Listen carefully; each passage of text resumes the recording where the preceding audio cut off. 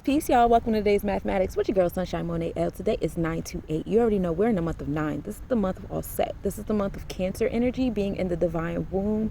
In the mathematics, this is the energy of being born. What are you giving birth to in this season of harvest? Ashe? Okay. So in the Sephiros, we're dealing with Yesod, which is the foundation. And we know the foundation of all people, places, things, situations, and ideas out here is the divine womb. Whether we're talking about the cosmic womb or the physical mother womb, mothership, we all came on one. Ashe? Okay. So we in the first decan of the month. This is the decan of knowledge. This is the decan of initiation. That initiation energy being the first decan of the month. So we are in the space where we're gaining knowledge on the nines. We're getting our feet wet on the nines, okay? We're seeing, making sure like the Ketters is in alignment with what the Yesod got in store for us. Ashe. So in this month of 9, we are on the day of 2. This is a day of wisdom. This day of balance and harmony. When we deal with 2, we're dealing with Taurus energy, as Taurus rules over the second house of priorities, wealth, the levels of love, spaces of business in your heart chakra. Also, in the energy of Ta, started with the heart, the fire in the heart, and then it flowed out with the tongue, you know what I mean, in the space of manifestation and harvesting. So when I was talking to you guys about in the month of 7, when we were all about that energy of the Libra scales and finding that balance, harmony, and justice, you can find that here too in the number 2. It's all about finding that balance and that harmony, okay?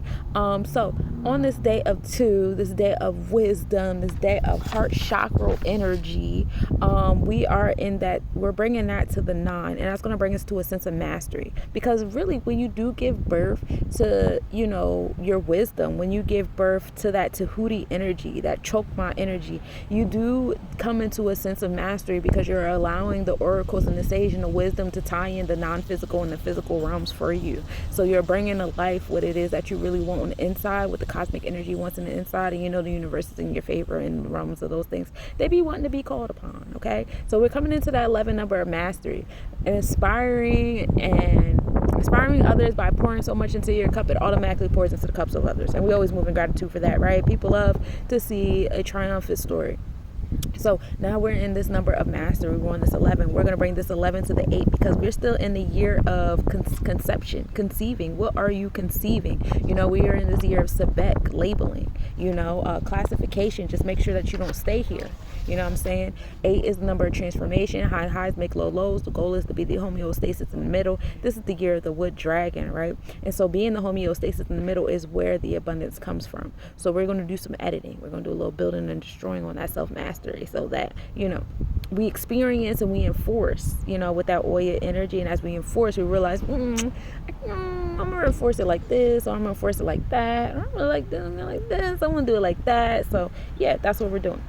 So when we do that, we come into 19. This is knowledge being born in this space, right? Because as we do the editing, as we do the enforcing, as we do the classifications and the labeling, knowledge doesn't get born. And we do take initiation on that divine womb, on taking action on what it is that we want to create and harvest in our space. So overall, today is a day of knowledge. Today is a day of 1 as we begin on it 2. All right, so get your wisdom and break it all the way down till you get to a space of knowledge and intellect and back into those Ketters. Ashe.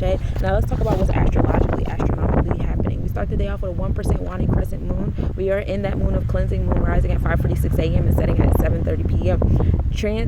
Tropical speaking, we are in the Virgo zodiac energy. Okay, so Virgo zodiac energy loves mercurial energy, so it's definitely in divine alignment with the sun, as we have that Virgo sun, Virgo moon combo today.